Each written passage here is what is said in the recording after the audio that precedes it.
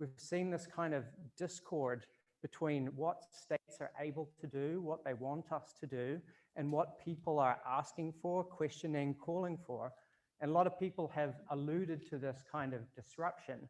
And it is a disruption in many ways. And one way in which I think it's a disruption is it's revealing power in different forms. So we're having cultural reckoning around privilege, identity, race, and gender. These are questions of power. We're questioning the validity of scientific knowledge, of education systems, of the right of governments to actually set the rules of the game that we should abide by.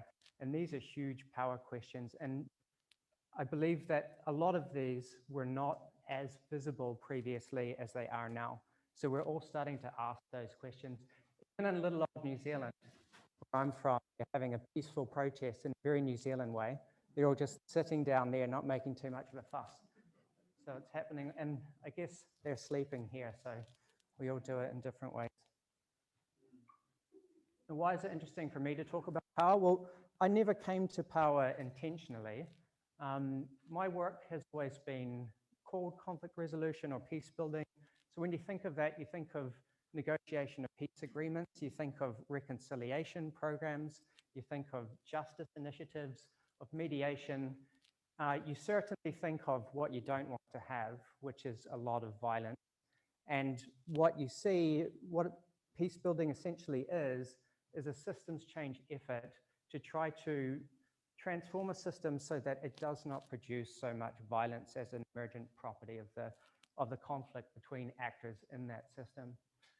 But what I realized in working on this, and it took a number of years, is essentially what you're trying to do is work with people that are disempowered to try to come into a new relationship with other actors that have relatively more power than them, that use violence, that use marginalization, that deny rights to people as instruments to order their societies for the benefit of a few people typically. And it just became clear over time that in doing peace building work, you need to get more intentional about power, and that's what took me to here. An interesting part of that, I've had a strange career in many ways, because I started off in the United Nations system, and I believed that that was just the coolest place to work. And what I found when I moved and started working in field-based roles is that that was actually very disconnected from people and the type of change that seemed like it was necessary. In fact, there's so many different layers at which change takes place in a system like this, and the disconnects between those layers are quite profound. So a lot of the programs that we do in peace building are trying to connect different layers of conflict-affected societies, and also recognizing that the international community is obviously a very disparate connection of organizations and interests that are operating at different levels of affected society. And a conventional view, or the view that I started with, is that this role of international support is very supportive. It's very empowering. But what you see is that in many ways, it's quite disempowering. It makes decisions outside the context about who can be involved, what can be talked about, when it can be done. It's projectized. You were referring to this yesterday, Scott, in your talk as well. So we need to get a grip in peace building on those different power relationships. Now, I promise I'm not going to do too much theory, kind of conceptual stuff, but it's good to do a bit, and then we'll come back to real people, I promise. So Michel Foucault, French political philosopher, did a lot for power theory, and I'm not going to try and explain it too much because I probably couldn't, but enough to say that before Foucault, the predominant view of power was that it was vested in people or organizations, that it was like a capacity or resource that they wielded over other people. It was not a particularly systemic view. It was also another evolution or branch or way of understanding that Foucault brought is the value of, or the interrelationship between knowledge and power. Seeing how our own internal knowledge, or the knowledge that travels between us constitutes our power relations and enables us to act differently in the world. So in trying to move towards a systems view of power, this is a pretty good place to start. But it can be quite hard to grapple with Foucault. It's not particularly user-friendly. So I prefer this definition, which is by Clarissa Hayward, who's a political scientist in the US. And that defines power as webs of social boundaries that define the actions that are possible for and between individuals and groups. So it is that which enables and constrains our social action. And you could probably include environmental and other words there. And so this view gives you a good way of understanding the link between agency and power. So agency being our capacity to act in relation to our interests, and power being that the multiplicity of forces that decide what actions we as individuals or collectives are able to take. So it's very conceptual, it's very abstract, but it's a useful starting point for us to think and talk more practically.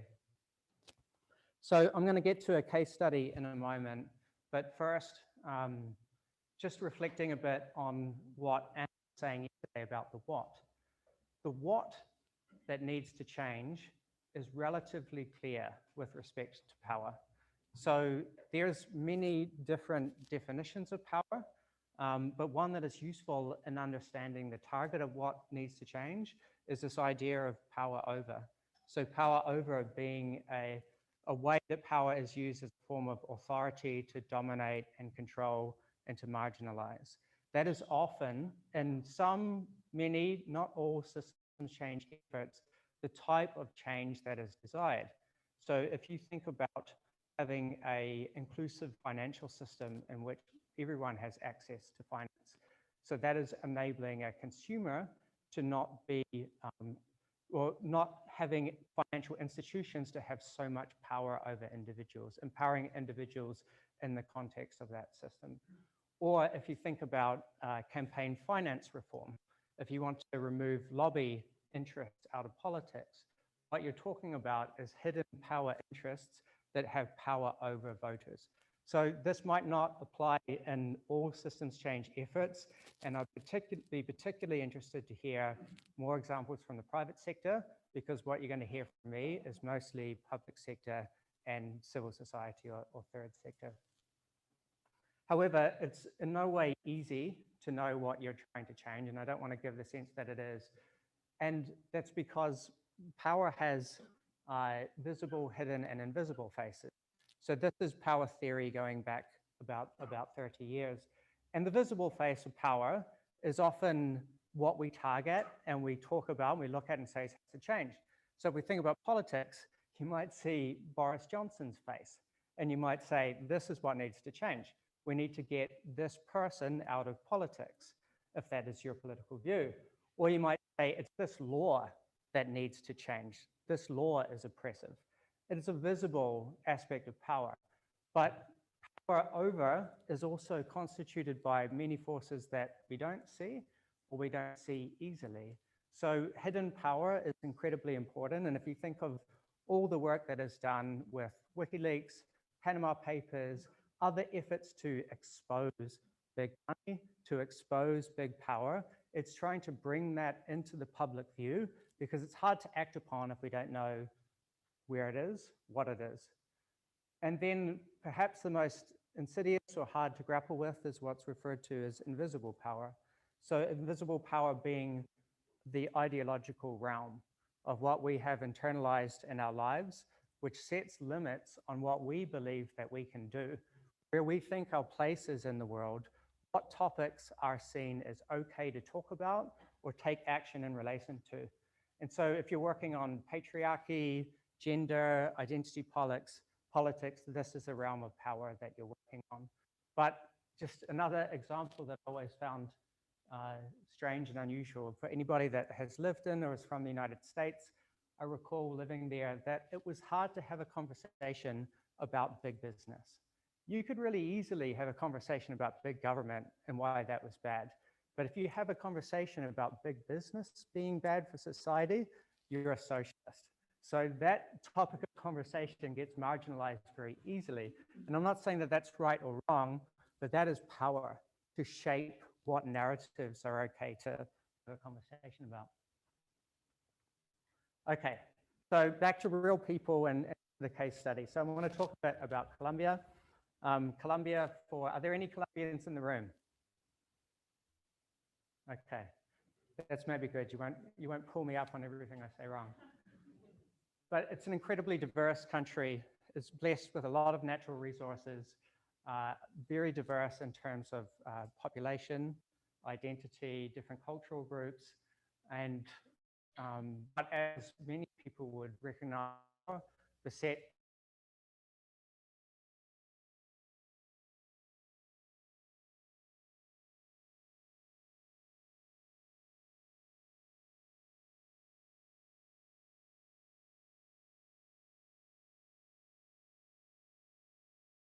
that are relevant for the case is that there has been a long-running civil war, which was to a large extent, but not completely, ended with a peace agreement in 2016, for which the former president won a Nobel Peace Prize.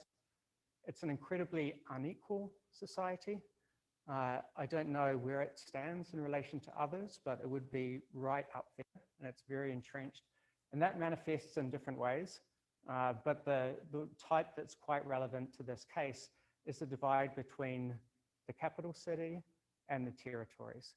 So the territories being the provinces where much of the violence happens, at least the armed conflict, where a lot of the narco trafficking happens, and where there is a very big gap in the level of development. The last thing that I think is relevant to say is that Colombian people are very fed up with this state of affairs. The post-peace agreement phase has not been peaceful, and there has not been a lot of implementation of that peace agreement. And during the pandemic, for a variety of reasons, but linked to that inequality and linked to the lack of responsiveness of the state, there was a lot of national protests in the territories.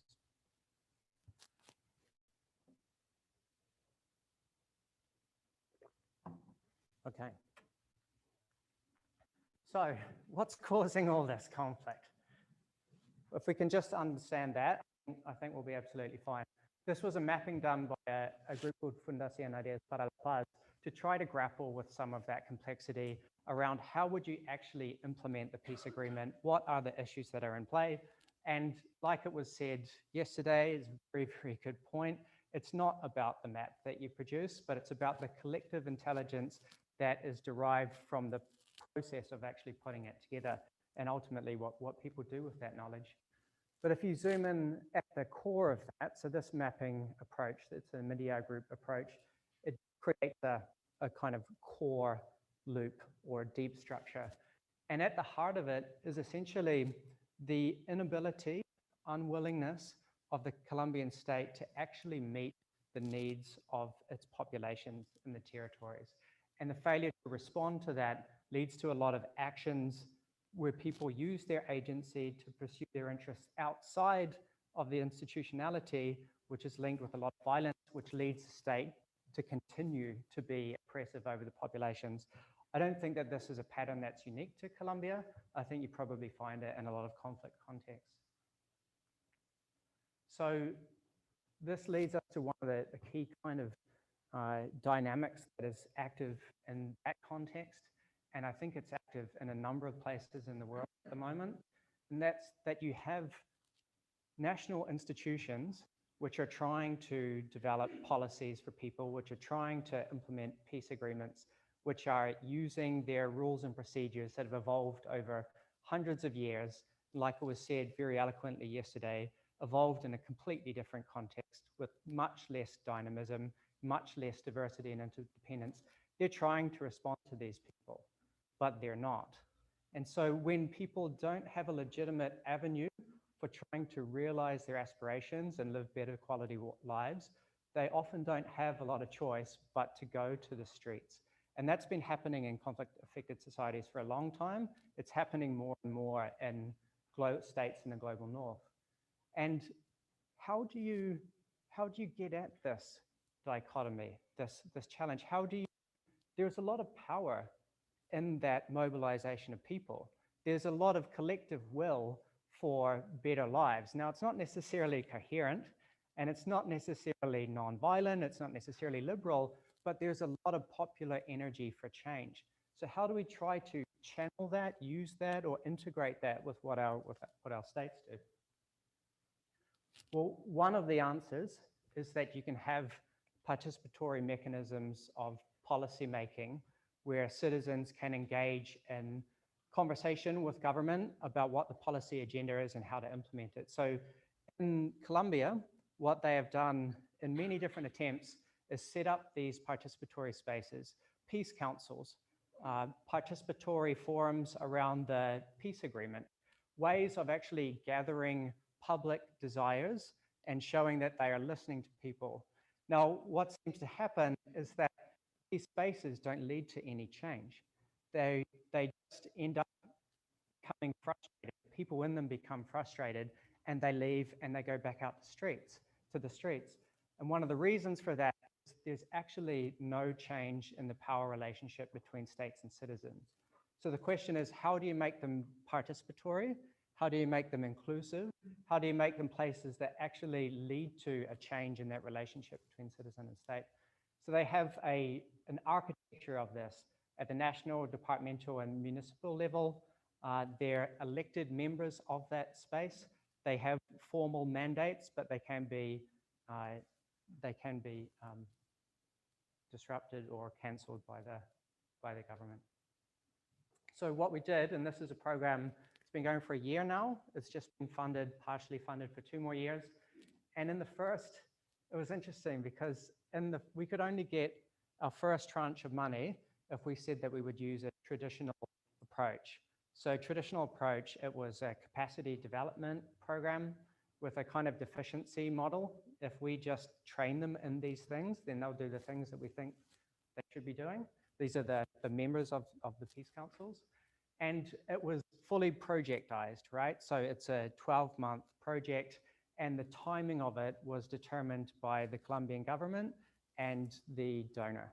And the focus of the work was to produce products, documents, to show what work had been done. So all the incentives are around, demonstrating that it's a great process without actually having a good process at all.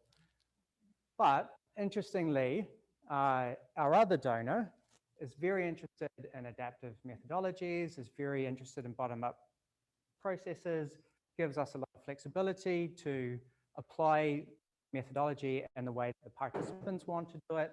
So that means that all the decisions about what are we going to talk about in these peace councils, who can come along, when should we do it, what are the decision-making criteria, they're all decided by the people that are in that council at that time.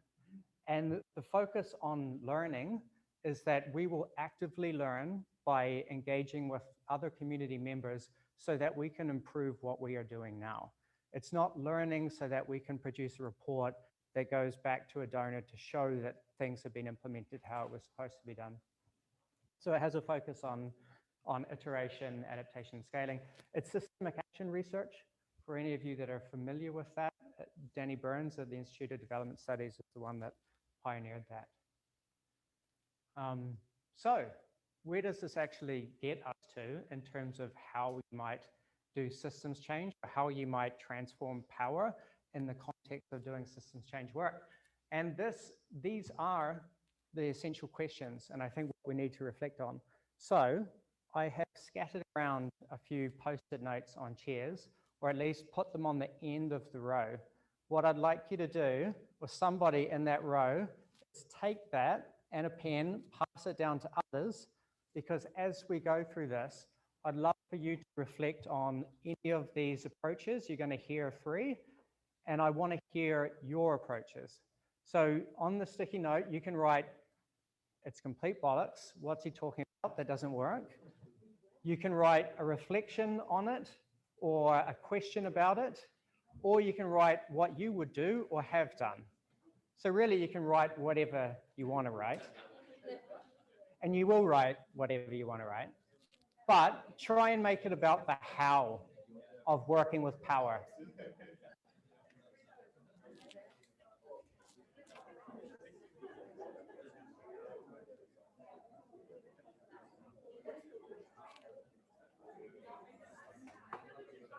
Question is how, right, let me think about that. It is about how we do systems change. So you're going to hear 3 or 4 different approaches to doing systems change in a way that works with power intentionally. So what you're going to write down is your reflection on that. This is how I do it already. This is what I think about what you've said, or something else. Does that make sense? Write what you want. But try to write it about how we do systems change. Don't write what you'd like for lunch, because you won't get it. Okay, so I'm going to keep going while we do this, so you can do it at any time. So yesterday, Indy was mentioning this idea of collective intelligence, and I think there's a lot in that as it relates to power. So we've all been involved in research exercises, we've all been involved in mapping exercises, but there's a kind of magic that happens with this approach, and it could be with many approaches, whereby people engage with the complexity of their own situation and get really, really confused by that, collectively confused. In that confusion, there's some kind of rewiring process that happens, and they can't hold on to the old narratives that they had about how change happens or doesn't happen. And there's an aha moment where they go, oh, I actually see where I am in that system now, and I see what I can do about it. But it's not just happening for them, it's happening for everybody in that group. So that is a moment for building power with, building the ability to actually understand the world in relation to a specific problem in the same way and act together in a coherent way. So they gather data for this by collecting life stories of people in the conflict areas that have been affected by the conflict, and then they do the systems mapping, and then they move into an action research process in which they then act upon the knowledge that they've gained from that analysis. So that's one aspect. We're talking about how do you build power with. So how do you build collective bonds between groups that enable you to take collective action together? Another way is that these councils, if they stay at the level of just talking about their kind of knowledge of the world in a kind of cerebral sense, what I've learned, what I think about this, what I've been educated to know, and they never talk about their history or their lived experience, it's not the full picture. So there's a very different process that happens when there's a lot of psychological safety in that space and people can actually speak honestly. And it sounds like a simple thing, but it's not so easy to do. When you're talking about conflict issues, when you're talking about sensitive issues, you might not want to say what you actually think. And you might not have time to say what your life history is and what's brought you to actually know the world in that way. But if you can take enough time to have those kind of conversations, when people start to talk honestly, they connect at a much deeper level. And armed with also having a shared understanding of the problem, it's very empowering. So people tend to then go on and do a lot more with that knowledge. So from that process, there's been hundreds of people since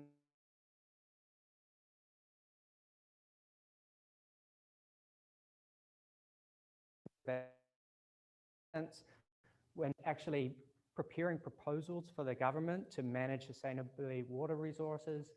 So none of these kind of activities happened after the first traditional method. People didn't feel empowered. They didn't feel that they wanted to take any collective action. And I think quite a lot of you have done or are familiar with action research. That's another really important part of it. It goes on for 1 or 2 or 3 years. And so that learning actually becomes about our shared experience. So not just what we have learned in a conversation, but what we did together. And it tends to scale up quite well in that way. So that's a strategy for building collective power with.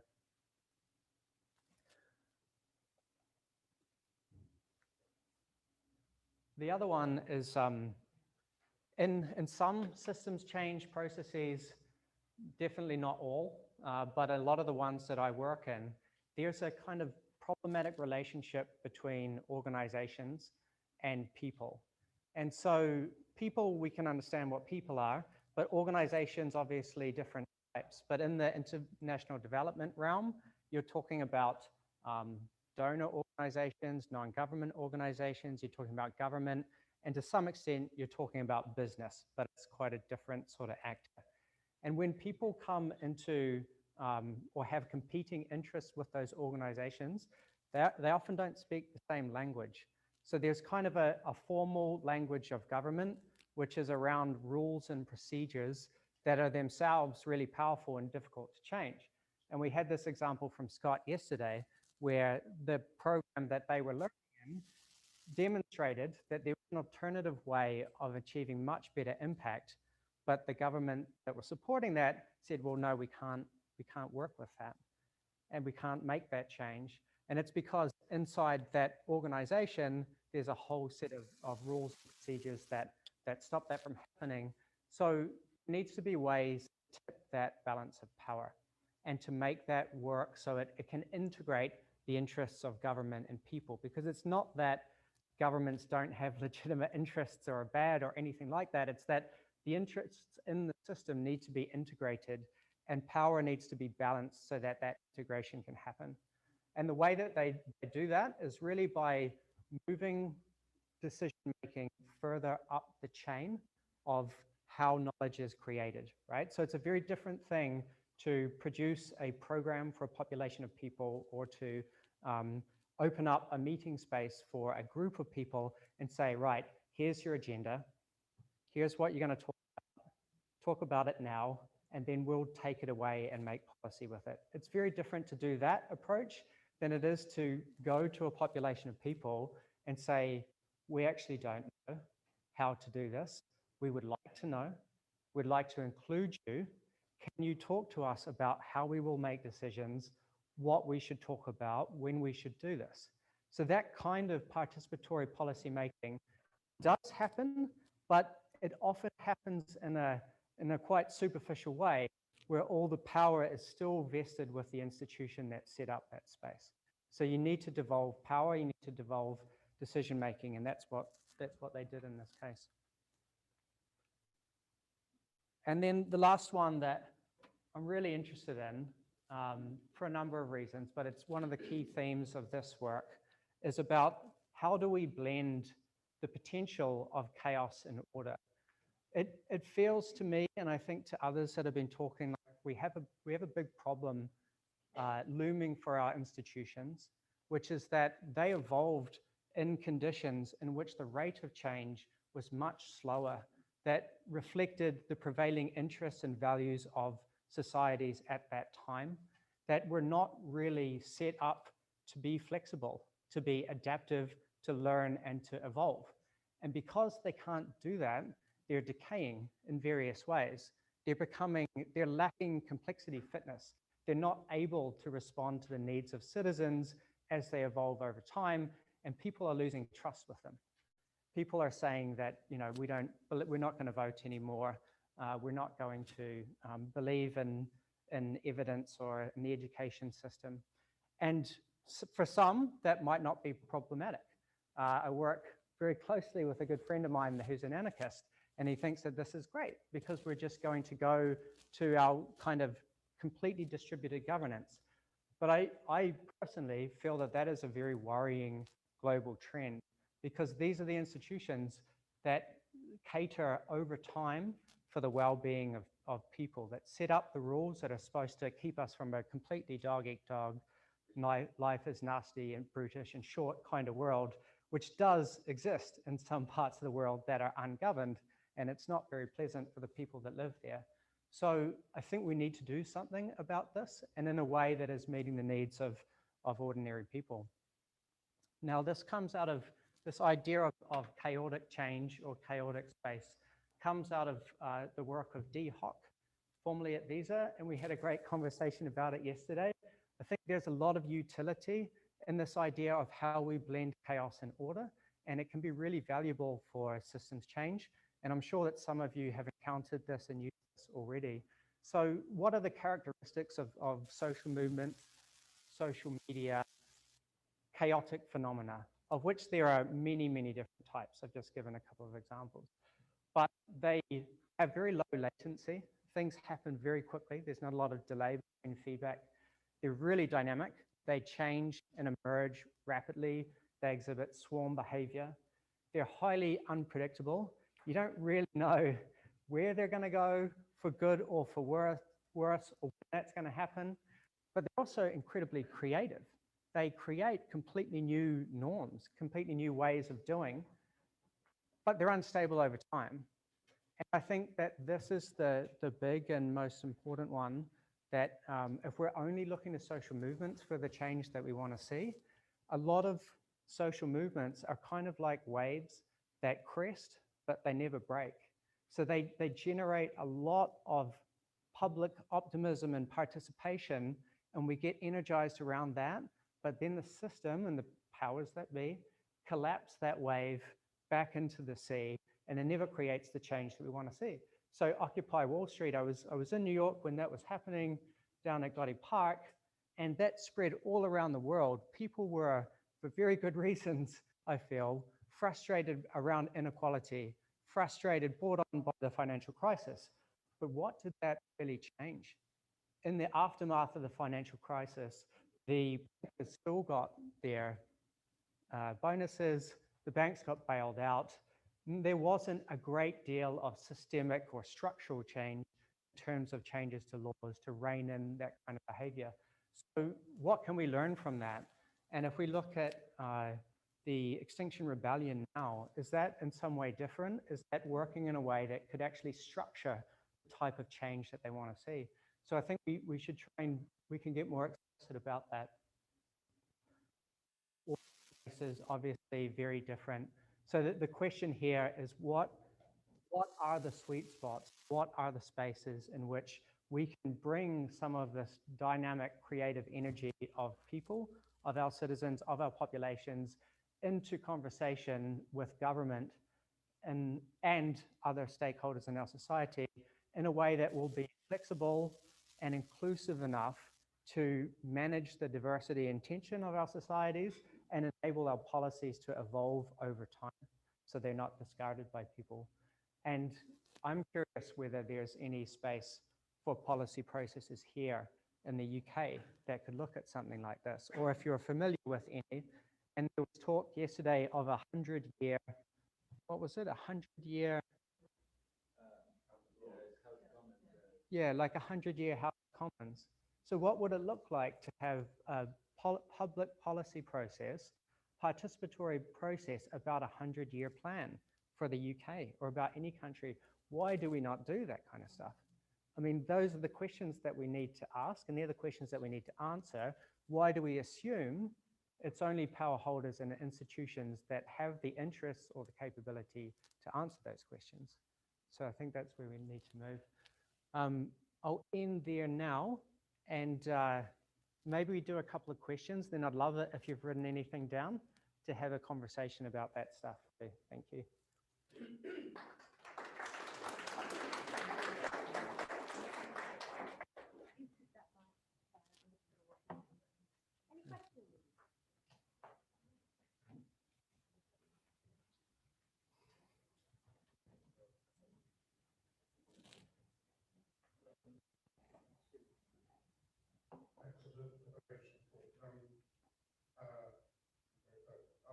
My question is, so we talk about working with power or working with people with power. I presume that's what system thinking is the idea of doing. Do you think there's a case for system thinking people to seek power, for those senior positions in organisation or run for? Yeah, I'd give a different spin on that. I mean, I think it's more of a we that should seek power, and or use that sort of frame language, we should be mobilizing power. So I think what we can do and what is happening in this last couple of days is we coalesce around the same kind of language to describe things.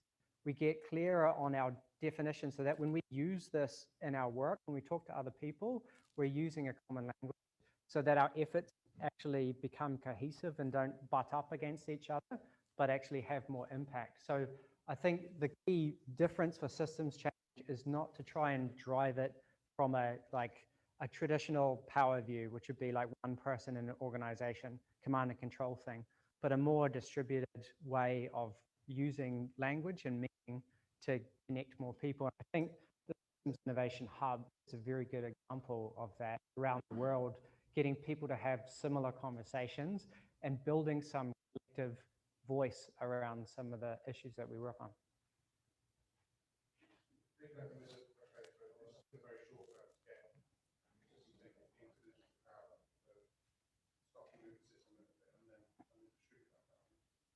Do you think we should use our network here to try and get us implanted in some different places? I think it would help, you know, I mean, yeah.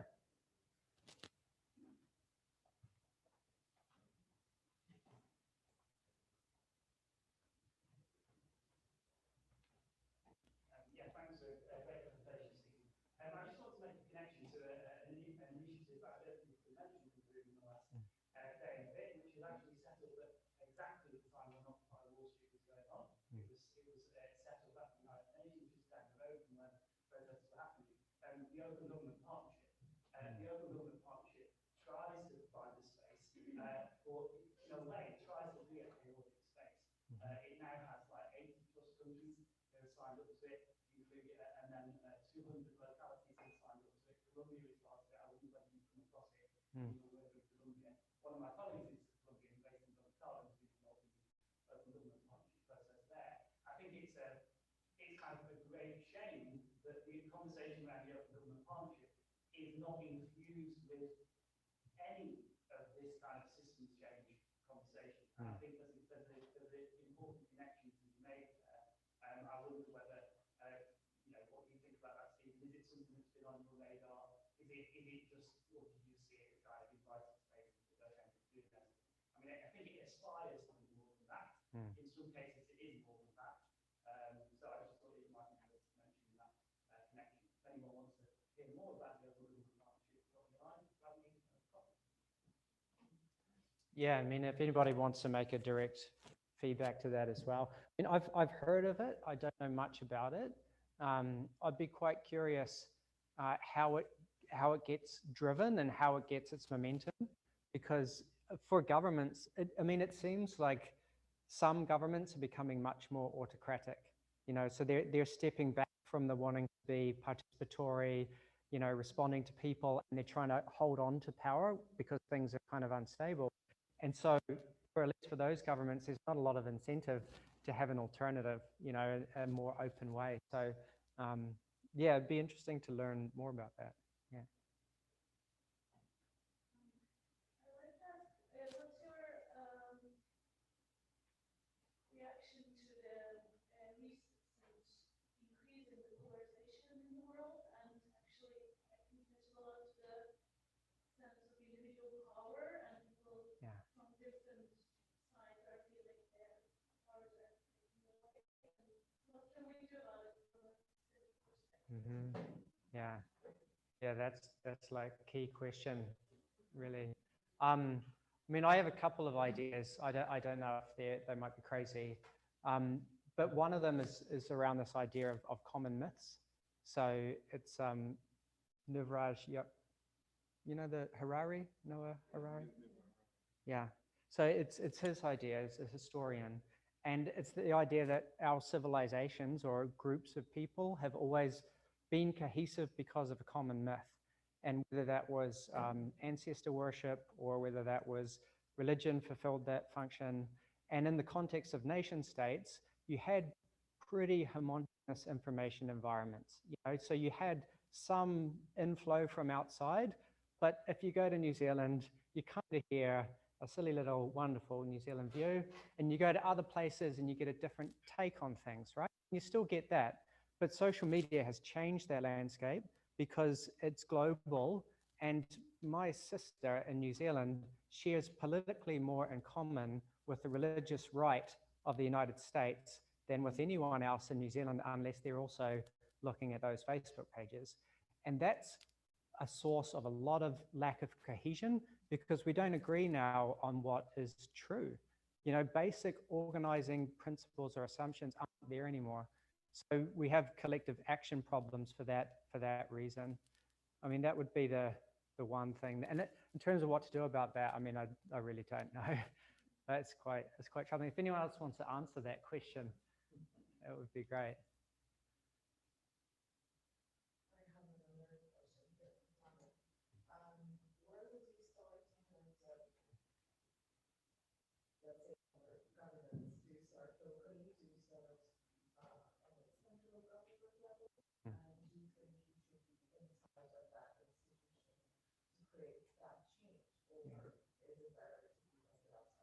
Mm-hmm.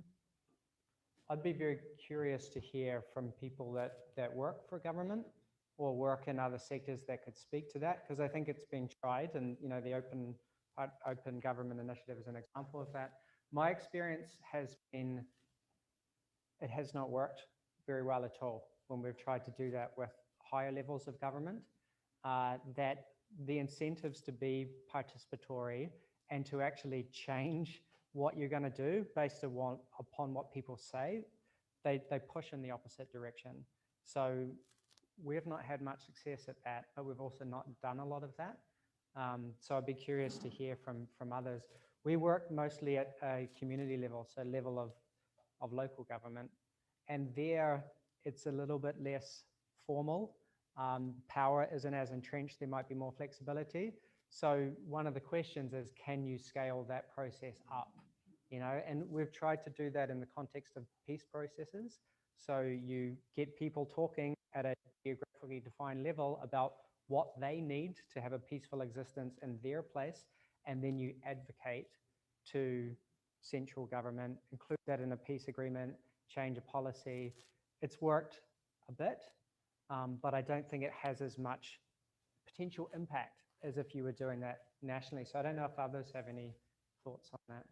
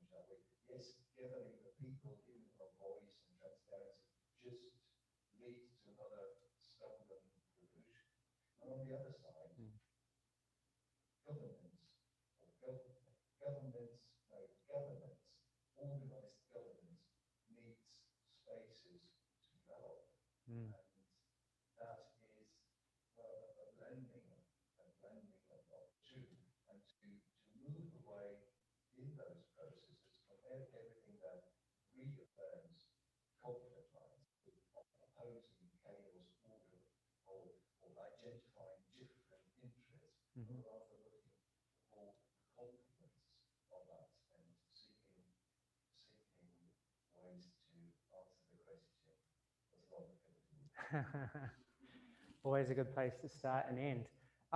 Yeah, what comes up for me when you say that is that it's obviously inaccurate and simplistic to have it as a binary.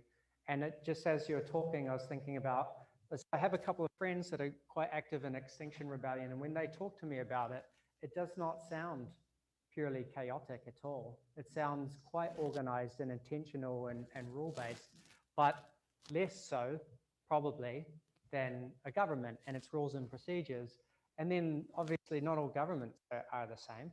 Some are have quite participatory forms and can be quite decentralized. So maybe it's much more of a scale and there's much more complexity. I don't know if that speaks directly to your point, but it's not as simplistic as what it is presented there. Yeah, thank you for the presentation.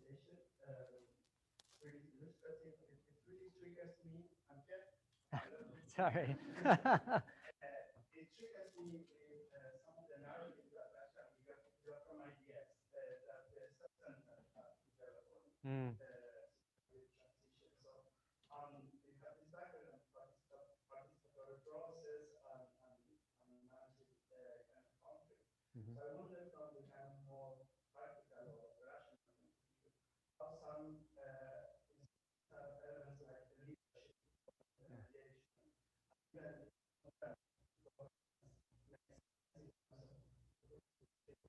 power, Mm-hmm. if you do not have those elements, it's going to be very difficult to balance power. Yeah. So, you know, I'm reminded of something that came up yesterday, which I think it was, the framing was kind of like systems, and then practice, and then being, or something like that. And I think what you get sometimes is an organization that speaks a language of something in terms of what it's rhetorically presenting, but then in terms of what it does, it can be quite different, right? So a organization that's known for participatory methods doesn't necessarily have people in leadership positions that ask others what they think and say, actually, I don't know, what do you guys think? How should we approach this? They might be quite dictatorial, right? So there can actually be that conflict there. And then it seems to be that person's, they almost like set the parameters of the culture by which the organization functions, right? So then you might get other people that protect their space and have a little fiefdom because that's the culture of the organization. So I just think, I mean, I don't know enough about all of that. I've actually only been to IDS 2 times because of the pandemic. But yeah, I think there could be that kind of mismatch. Mm.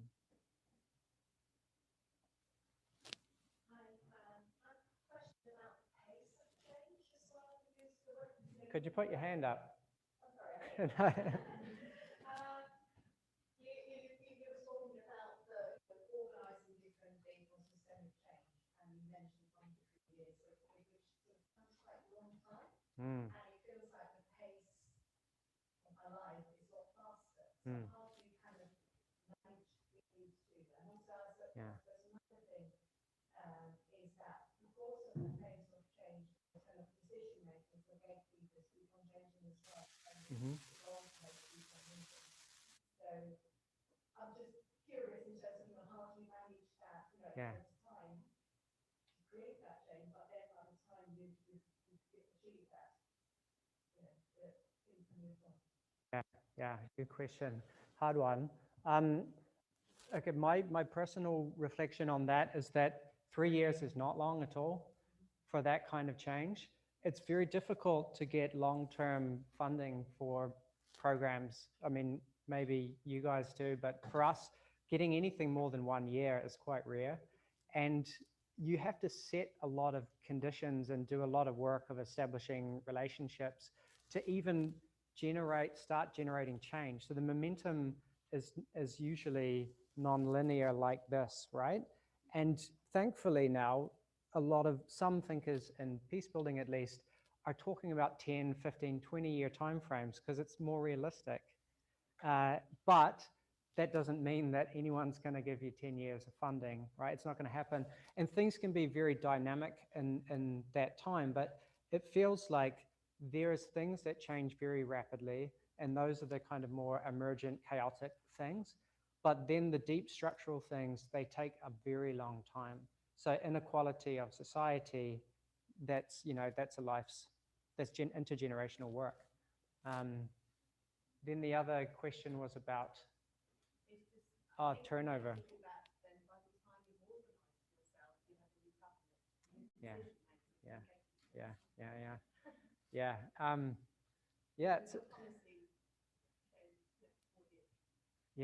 Yeah. It's a real design flaw of democracy. I don't know what you do about it because all the incentives are so short term, and I don't think we want to have Chinese style communism, which is very good at thinking long term, but not so good in other things. So, I mean, yeah, we experience a lot of turnover in positions, and you're not working with the same people, and political interests change, and it changes everything. But I don't know if anyone's got answers to. So one of the things that's helpful is building institutional relationships. So most of the relationships that you build will be initially on one-on-one personal relationships, but then the next stage of that is institutional relationships, and you're trying to embed those relationships in the different institutional practices or doctrines, and then they can that coalition can withstand different changes.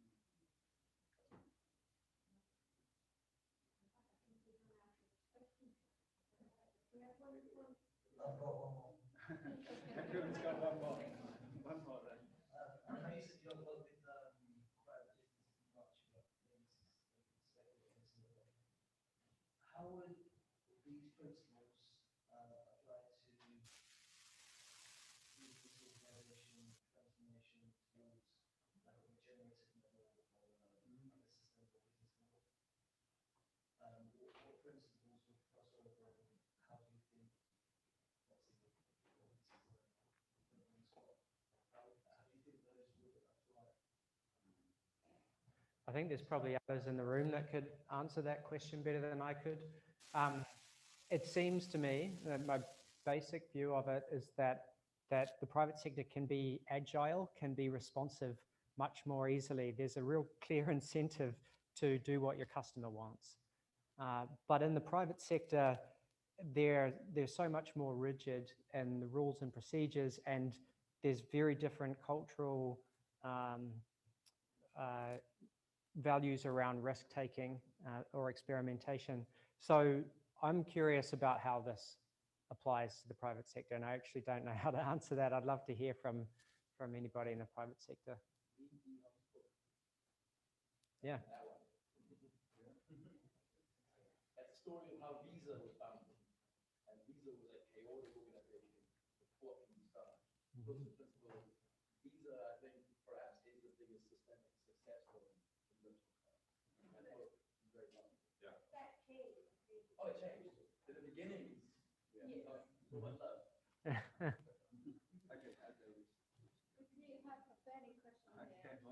Maybe it's less of a question, more of a food for thought, so we don't have to delve into it. But I was just curious because I was looking up the definition of power in physics, and it's about energy transfer or converted per unit of time. So power comes out of a Newtonian concept of physics, while we often talk about post-Newtonian quantum physics, complexity science. That doesn't really, well, it finds that Newtonian physics has a place in there, but it's very bounded, and we've gone in a way beyond that. So how would the thing you work on, how could that be framed in a non-Newtonian way, not calling it power? What would it be called? How would it look like? So maybe just food for thought.